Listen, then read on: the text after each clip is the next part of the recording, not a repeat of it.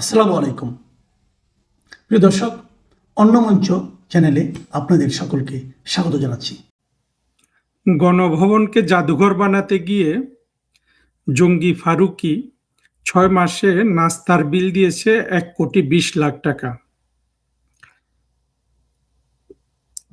এবং এ সংক্রান্ত আরো বিভিন্ন খরচের নমুনা বা খরচের হিসাব আপনারা পত্রিকায় বা সোশ্যাল মিডিয়াতে দেখেছেন।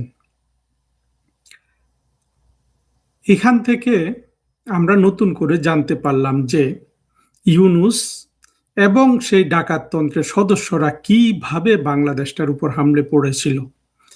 আপনি চিন্তা করেন, জঙ্গি ফারুকী, যাকে আমরা নাটক সিনেমা নির্মাতা হিসাবে চিনতাম, যদিও আমরা সচেতন মানুষ একেবারে দীর্ঘদিন থেকে জানতাম যে বাংলাদেশের স্বাধীনতা বিরোধী জামাত এমনকি সাংস্কৃতিক ফ্রন্টে তাদের অনেক জঙ্গি নিয়োগ করেছে এবং ফারুকী ছিল সেই জঙ্গিদের মধ্যে সেরা। সে নাটক করে, সিনেমা করে নাম করেছে এবং জঙ্গিবাদের সবচেয়ে বড় এখানে প্রহসনটা কি জানেন? জঙ্গিবাদ সবচেয়ে বড় যে জিনিসটার নিয়ে তাদের যত জটিলতা, অর্থাৎ তাদের যৌনতার চাহিদা মেটানো, এটাই কিন্তু জঙ্গিবাদের মূল অসহায়ত্ব, এটাই মূল চাহিদা। এবং এই অসহায়ত্ব চাহিদাকে সাইকোলজিক্যালি তাদেরকে এমনভাবে অসহায় করে ফেলে। এই জন্য জঙ্গিদের মূল আক্রমণ কিন্তু এই একই জিনিস, নারী পুরুষের আপনার রিলেশনশিপের উপর। ওপেন রিলেশনশিপ চলবে না, অর্থাৎ কোনো ধরনের আপনার গঠনমূলক কিছু চলবে না। নারী আপনার বস্তায় বন্দি থাকতে হবে। কিন্তু ওরা নিজেরা এইটাকে অনেক বেশি সংরক্ষণ করতে চায় এবং এই যেখান থেকে একাধিক বিয়ে তারা ফরজ করে এটাকে বাধ্যতামূলক করে এটাকে উৎসাহ দেয়, নানান ধরনের যুক্তি এটার পক্ষে স্থাপন করে। সেই একই জিনিস কিন্তু নাটক সিনেমার মধ্যে এই ফারুকী সবসময় বিক্রি করেছে। এই জঙ্গিটাকে ইউনূস ধরে নিয়ে এসে সে সরকারি টাকা পেয়ে পাগল হয়ে গেছে। এমনকি আওয়ামী লীগ সরকারের আমলেও সে মানে কোটি কোটি টাকার বিভিন্ন প্রজেক্ট কার্যকর করেছে, সেসব খবরও আমরা দেখেছি। আমাদের দেশটাকে আপনার ২৪-এর জঙ্গিরা যেভাবে, ইউনূস আসার পরে যেইভাবে দুর্নীতি শুরু হয়েছে, এটা কিন্তু অতীতে কোনো সময়ে ছিল না। এটা এর মধ্যে একটা প্রাকৃতিক কিংবা আল্লাহর তরফ থেকে দেয়া একটা গজব হিসাবও এটাকে আমরা দেখতে পারি। কারণ হলো, শেখ হাসিনা সরকারের বিপক্ষে জঙ্গিরা, বিশেষ করে পিনাকি, কনক সারোয়ার, ইলিয়াস এবং সব ধরনের জঙ্গি যেই তিনটা কথা বারবার বলেছে, একটা দুর্নীতি, একটা গুম খুন, আর একটা হলো ভারতের কাছে দেশ বিক্রি।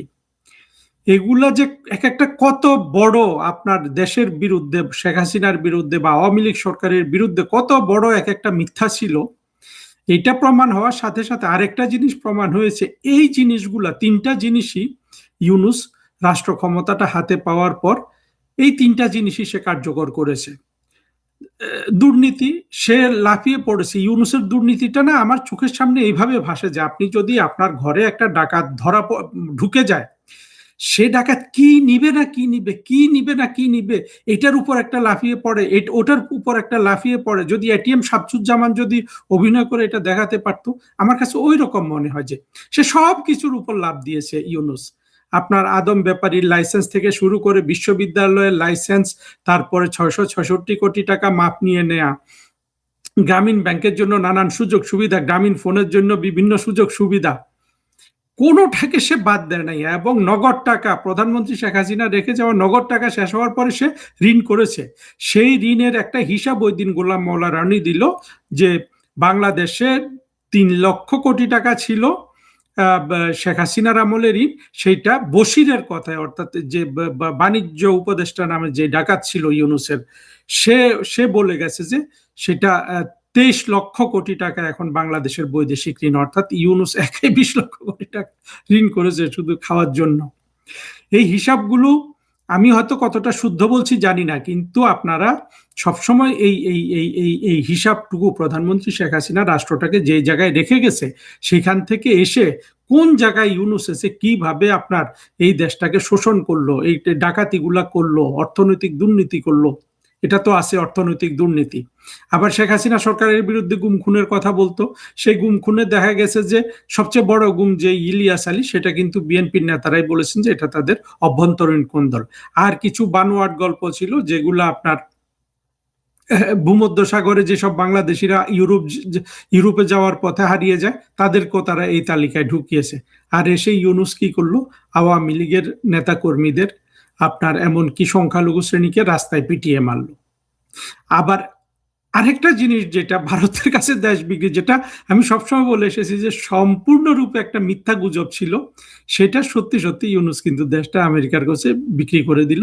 সেই আপনার রিসিপ্রোকাল নাম দিয়েছে বাণিজ্য চুক্তির, মানে পারস্পরিক বাণিজ্য চুক্তি, যেখানে আসলে পারস্পরিকতার কিছু নেই, যেটা পালন করার জন্য কিন্তু তারেক রহমানকে যে কংগ্রাচুলেটরি মেসেজ নামে যে কাগজ পাঠিয়েছে প্রেসিডেন্ট ট্রাম্প, সেটাতে কিন্তু একেবারে ধমকের সুরে বলে দিয়েছে যে এটা তোমাকে পালন করতে হবে। তারপরে তো তারেক রহমানের থেকে অনেকে আশা করে যে উনি চুক্তিটা বাতিল করবে। কিভাবে করবে? ভয়ে তো সাহস পাবে না এরা এটার সাথে কথা বলার জন্য। যেটা বলতে চাচ্ছিলাম, যে তিনটা জিনিস মিথ্যা কথা বলে শেখ হাসিনা সরকারের বিরুদ্ধে বাংলাদেশের সাধারণ মানুষকে লেলিয়ে দেওয়া হয়েছিল বা ক্ষিপ্ত করে তোলা হয়েছিল, এই তিনটা জিনিসই কিন্তু বাংলাদেশের উপর চালিয়েছে ইউনূস এবং তার দস্যু বাহিনী। এবং তার যেটা সর্বশেষ খবর আমরা এই ফারুকি ছাড়া এইভাবে আপনি যদি যতই ধরনের লোকজন আপনি রাষ্ট্রে নিয়োগ করবেন, এটা অন্যান্য সময় দেখা গেছে, বাইরের একটা মানুষ ভাবে কি রাষ্ট্রের মধ্যে ঢুকলে কেবল অর্থ চুরি আর অর্থ চুরি। এটা ঠিক না। কিছু কিছু জায়গায় চুরি টুরি হয়, যেমন কাস্টমস আছে আপনার, বিশেষ করে কাস্টমস বিভাগ এবং আপনার ট্যাক্স বিভাগ এবং কিছুটা পুলিশ বিভাগে, এইখানে অর্থকড়ি অনেক প্রচুর চলে আসে, বিশেষ করে থানার দারোগা বা কাস্টমসের সব কর্মকর্তা কর্মচারী, ট্যাক্সের সব কর্মকর্তা কর্মচারী, এবং বিভিন্ন ক্ষেত্রে প্রশাসনেরও ওদেরও অনেক জায়গায় সুযোগ আছে বা আসে। কিন্তু বাংলাদেশের 90% সরকারি কর্মচারী তো তার বেতনের উপর নির্ভরশীল, হয়তো 10%-এর কাছে টাকা আসে, কিন্তু বাইরে থেকে সবাই মনে করে যে এখানে গেলেই চুরি, এবং যে কোনো একটা এরকম বেসরকারি লোককে নিয়োগ দিলে কিন্তু তারা এইভাবে ঝাঁপিয়ে পড়ে রাষ্ট্রের টাকা আত্মসাৎ করার জন্য, যেটা ফারুকি করেছে। এবং সে যে রেস্টুরেন্ট থেকে বিল বানিয়েছে, সেই রেস্টুরেন্টের সাথে নাকি সাংবাদিকরা যোগাযোগ করেছে, তারাও তাজ্জব হয়েছে। তার মানে রেস্টুরেন্টের নামটা দিয়ে শুধু বিল বানিয়ে টাকাগুলা তুলে নিয়ে গেছে, এবং যত তাড়াতাড়ি পারা যায়। তাও কি গণভবনকে তারা জাদুঘর করছে। আমার কিন্তু অবাক লাগে ভাবতে যে এই গণভবন এবং প্রতিটা চাকরিতে 13 লাখ টাকা করে নাকি ঘুষ নিয়েছে ফারুকি। কারা চাকরি করতে আসলো? মানে কার এত বড় দুঃসাহস হয় যে গণভবনকে জাদুঘর করা হবে, সেই জাদুঘরে সে চাকরি করবে? তার কি ভবিষ্যৎ নিয়ে কোনো চিন্তা নাই? এই দেশে তার বসবাস করতে হবে না? মানে কত বড় জঙ্গি হলে, বা কত বড় কি বলবো ব্যত্যমিজ হলে, বা কত বড় চিন্তাহীন একটা, আমি জঙ্গি ছাড়া তো কোনো কিছু বুঝে পাই না, যে মানে কত বড় হঠকারী হলে গণভবন জাদুঘর হচ্ছে, সেখানে আবার চাকরিও নিচ্ছে, সেখানে আবার 13 লাখ টাকা ঘুষও দিচ্ছে। যেই চাকরিতে থাকলে এমন একটা সময় আসবে যে 14 গোষ্ঠী হয়তো এই দেশে থাকতে পারবে না ওই চাকরিতে থাকলে, সেটা কিন্তু সে ভাবলো না। মানে কত বড় হঠকারিতা চিন্তা করতে পারেন? সেই দুর্নীতি, এটা যে শুধু ফারুকি করেছে এটা তো না, এই দুর্নীতি আরো কতজনে করেছে। আমরা আজকে রেজওয়ানার ইয়েতে দেখলাম একটা পুরোপুরি একটা রাজাকারের বাচ্চা, এবং সবচেয়ে উদ্ধত ছিল সারাক্ষণ ইউনূসের সময়ে, গণস্বাস্থ্য দখল করেছে, সেখানকার ট্রাস্টি না কি ছিল তাকে সে মব করার হুমকি দিয়েছে। তারপরে আসিফ নজরুল কি বলেছে? আসিফ নজরুল তো ওই যে ইয়েতে বিবিসির একটা ছেলের সাথে তো সাক্ষাৎকার দিয়েছিল, সেটা তো আমরা সবাই দেখেছি। সে কিন্তু ওইখানেও বোঝা গেছে যে আসিফ নজরুলও কিন্তু ভয় পেয়ে গেছে। অথচ আসিফ নজরুল ইউনূসের দস্যুতার কালে ইউনূসের পরে দ্বিতীয় যে লোকটা সবচেয়ে বেশি দুর্নীতি করেছে সেটা কিন্তু আসিফ নজরুল, এবং তার যে মন্ত্রণালয় এবং সেখানে যে বিভিন্ন ধরনের নিয়োগ বাণিজ্য, তারপরে আপনার একে ধরা, তাকে জেল থেকে ছাড়া, জামিন দেয়া, হাজার হাজার কোটি টাকা আসিফ নজরুল কিন্তু লোপাট করেছে। এবং সে কিন্তু আবার চ্যালেঞ্জ দেয় যে আমি লোপাট করলে এটা আপনারা প্রমাণ করেন। আসিফ, প্রমাণ যখন হবে তখন কি তুমি আসলে বেঁচে থাকতে পারবে? আইনের তোমাদের তো আসলে একুল ওকুল দুকুল চলে গেছে। যেইভাবে বাংলাদেশ আজকে যেই বিপদে পড়ে গেছে বাংলাদেশ, তার জন্য ইউনূসের পরে কিন্তু সবাই আসিফকেই দোষবে। তো আসিফের ওই ওই ইন্টারভিউতে কিন্তু আমি দেখেছি যে ওর কিন্তু মানে ভয়েসে সেখানেও মনে হচ্ছিল পাচ্ছিল, কারণ শেখ হাসিনাকে ফেসিস্ট এক জায়গায় একটুখানি বলেছে, আর কিন্তু শেখ হাসিনার নামে কোনো কথা বলার মতো সাহস নাই, ও কাঁপছিল। একদিন কিন্তু সব জঙ্গি, এই ইউনূস সহ সবাই কিন্তু শেখ হাসিনার নামে কাঁপবে, শেখ হাসিনা কিছু করবে না, কিন্তু বাংলাদেশের সাধারণ মানুষ এই জঙ্গিগুলোকে যে কি করবে, এটা কিন্তু আপনার একটুখানি বাজ বিচার থাকলেই কিন্তু মানুষ বুঝতে পারে যে বাংলাদেশ আজকে যে পর্যায়ে চলে এসে জঙ্গি উত্থানের পর থেকে যেভাবে যেভাবে এর অর্থনীতি ধ্বংস হয়ে গেছে, সামাজিক অবকাঠামো কিংবা রাষ্ট্রের অবকাঠামো ধ্বংস হয়ে গেছে, এবং সমাজের যে গ্রন্থিগুলা ছিল, মানুষের প্রতি মানুষের শ্রদ্ধা, ছোটর প্রতি বড় শ্রদ্ধা, বা শিক্ষকের প্রতি ছাত্রের যে যে শ্রদ্ধা, সবকিছুই তো ইউনূস ধ্বংস করে দিয়েছে।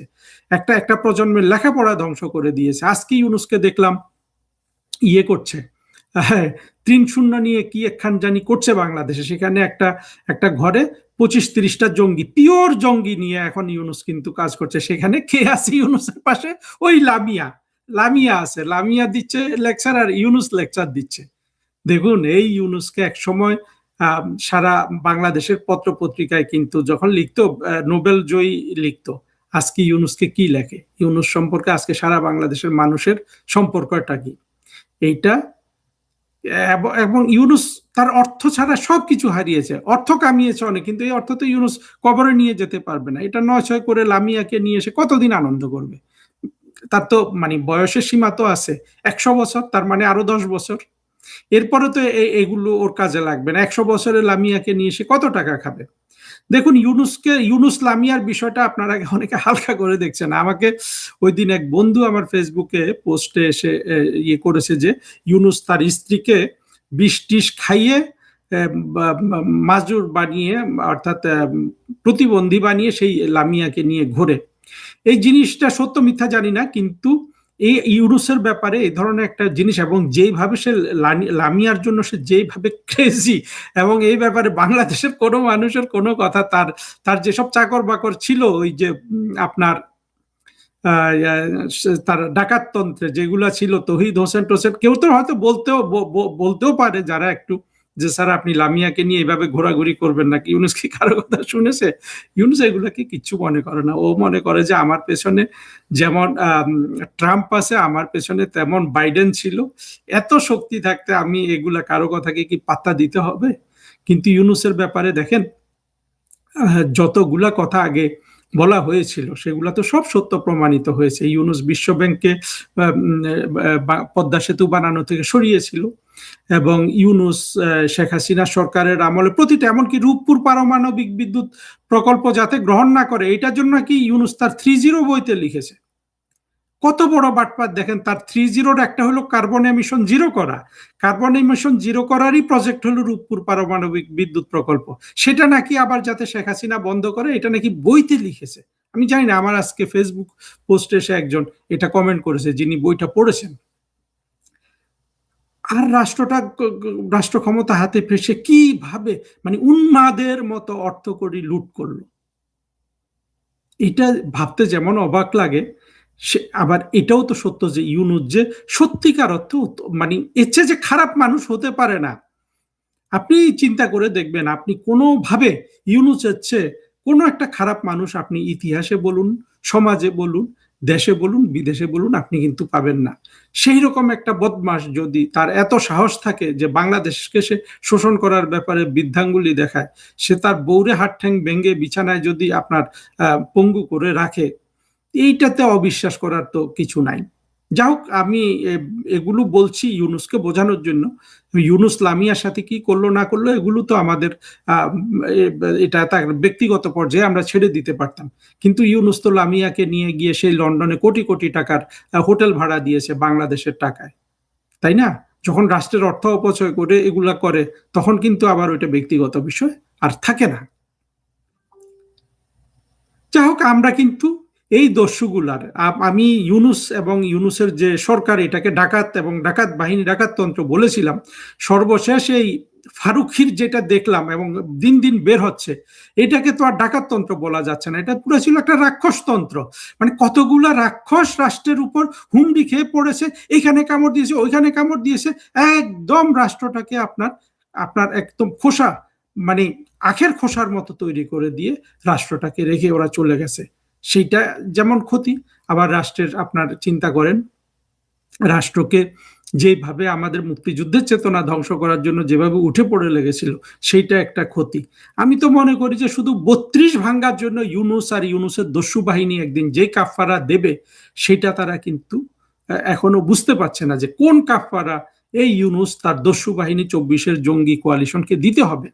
দেখুন, পবিত্র কোরআন শরীফের একটা আয়াতের একটা খণ্ডাংশ আমি বলি, সেটা আপনারা সবাই জানেন। ওটার ব্যাখ্যা বিভিন্ন জন বিভিন্নভাবে দেয়, সেটা আমার দরকার নেই, শুধু লাইনটা আমার দরকার। সেটা হলো যে আল্লাহ তাআলা বলেছেন, কেউ যদি আমার একটা একটা বান্দাকে খুন করে, সে যেন পুরা মানব জাতিকে খুন করলো। আমাদের কাছে কিন্তু বিষয়টা তাই। আমাদের কাছে যদি আপনার ৩২ নাম্বার ভাঙ্গে, আমাদের সবাইকে খুন করলো, এই হিসাবে আমরা এটাকে বিবেচনা করব। আমাদের এটার ব্যাপারে কিন্তু আমাদের চেতনা, আমাদের ভালোবাসা সেই পর্যায়ের।